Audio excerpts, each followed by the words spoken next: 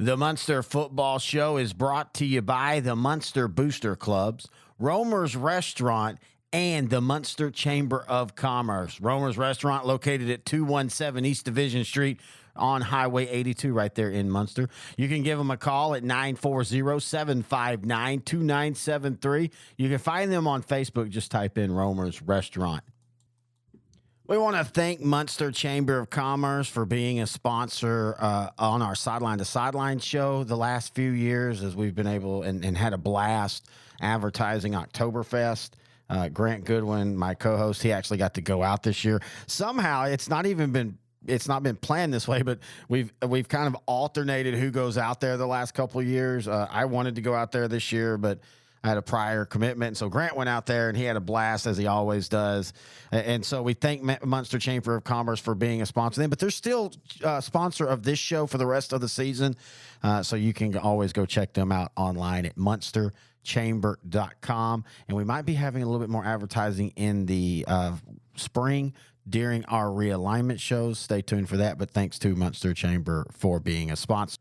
It's playoff time for the Muenster Hornets. Hello, everybody. Terry Bennett here on the Muenster Football Show, right here on S2S Sports, part of L4 Media. As Muenster advances to the bi-district round as the second-place team after beating Celeste last week 35-7, they'll take on Haskell Thursday night, 7 p.m. at Graham's Newton Stand. It's actually tonight. I'm recording this right now, early in the morning, about to get this out so y'all can listen to it, whether before the game or on the way to the game.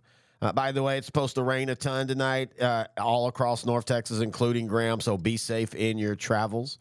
All right, so what we're going to do is what we do each and every week. We're going to have the head coach of the Hornets, Coach Brady Carney, on. We're going to talk the Celeste win. We're going to talk the Haskell playoff matchup and kind of talk about this team, where they're at now compared to where they were at the beginning of the year and at the end of last year. And we'll do all that when we come back on the Muenster Football Show on S2S Sports, part of L4 Media.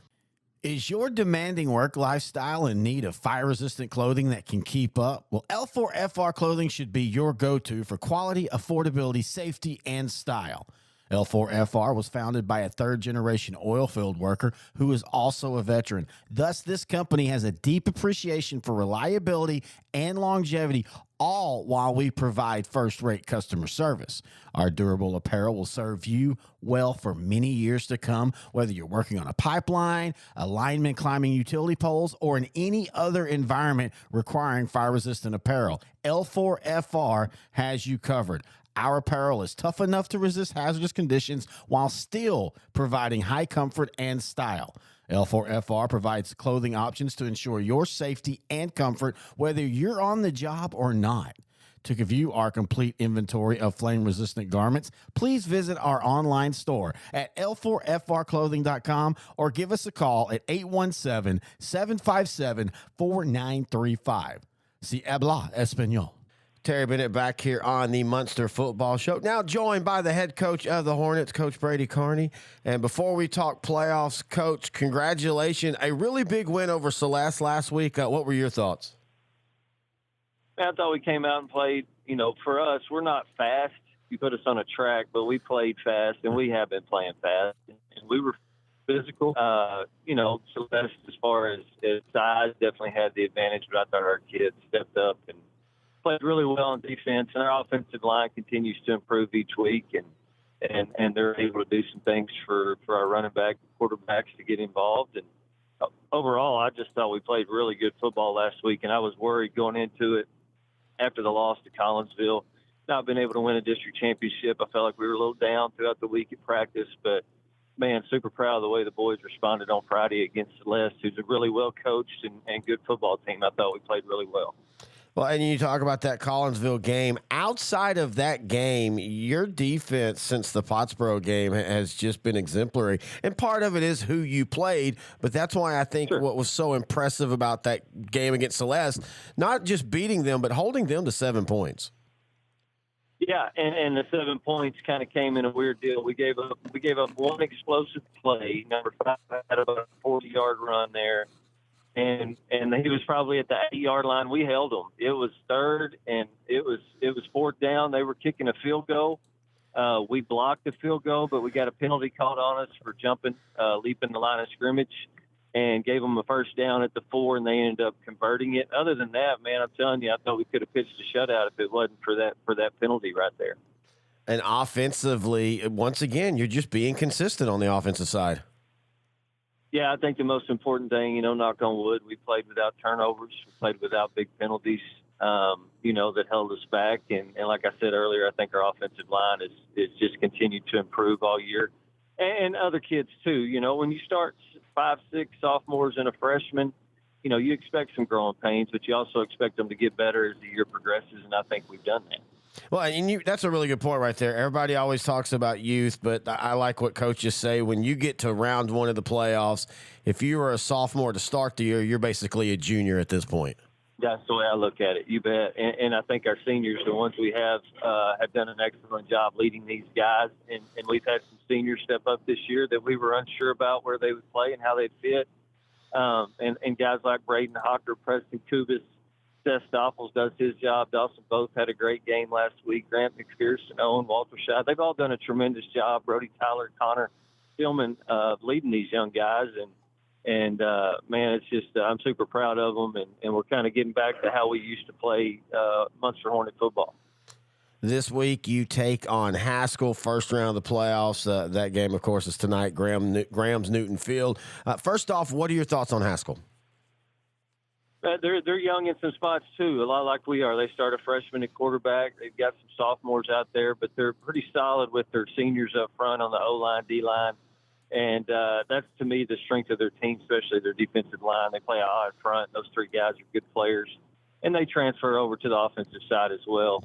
Coach McLemore he was out there in Stanford when they were going through their run with James Washington and Hagan Hutchinson and those guys. And he's coached some tremendous teams, and he does a really good job with them. And like I said, they're a good football team. They played in a good district with Seymour and Windthorst. So I fully expect them to come out tonight and give us all we can handle. Are you worried about the possible weather situation? I am, yeah. I think any coach, would lie to you if they said they weren't. Anytime you're playing with rain and slick footballs, it concerns you a little bit. You feel like the ball may not be as consistent in your passing game, throwing and catching with a wet ball, and then, of course, turnovers, and fumbles and so forth. So, yeah, anytime you get rainy weather and so forth, it's a little bit concerning, but hopefully we can overcome that. Now, this is our second year doing this show, and last year, at the end of the year, it kind of felt like that was the closing of a chapter. This year, it feels like we're at the beginning of a new chapter. Yeah, I think so, and you go back to the youth, But with that said, like I said earlier, I think our seniors have done an excellent job of leading such a young group. We've had 5 and 6 sophomores start on each side of the football most of the season. We've got a freshman that plays a lot on offense, and we got a lot of youth. But, and so when you have that youth, you count on your older guys to kind of show them the way, and I feel like our seniors have done an excellent job doing that. And man, I'm super proud of them for their leadership and how they've approached the season. We could have folded tent early in the season when we were 1-3 playing some good teams, but I think they learned from it, transferred that over to district play. And I feel like we're playing pretty good football right now. You take the Collinsville game and I'm telling you, Collinsville is going to be a tough out for any team in the state of Texas at 2A level. It wouldn't surprise me if they don't have a chance to play for it with their athletes. And we played them tough. We scored on offense. We just gave up some big plays, but we overcame that last week and played a really good game against Celeste. So, yeah, I feel like we've got some good things coming, but I don't want to take away from what these seniors have done and their leadership this year with the young kids. Here at L4 Media, we talk high school football, 4A, 3A, and 2A in Texas. We talk East Texas sports. We talk NFL, guy talk, movie and booze. We also talk wrestling and so much more. And you can see it all on our YouTube channel at L4 Media Company. Like and subscribe. If you have any questions, thoughts, or comments for me or for Coach Carney, you can email them to me, Terry at S2Sport.com. I don't know. It feels different this year. Muenster last year, you kind of felt, okay, you're going to get that first playoff win, and then after that, your season was probably going to be over. This year, Wink is who they probably will play in the second round. Really good team, really good running back. But Muenster plays the run well. So I can see Albany.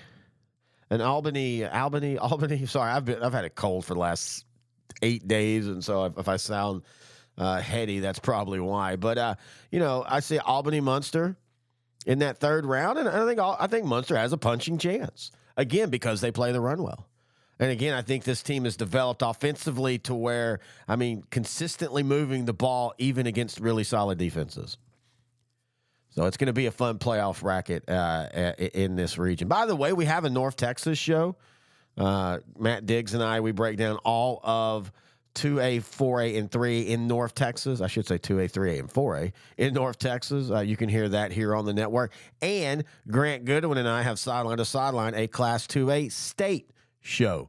If you'd like to check that out, S2SGrantandTerry.com on all podcast platforms. All of these shows are on all podcast platforms. Now, if you're looking for this show, just look for S2S Sports.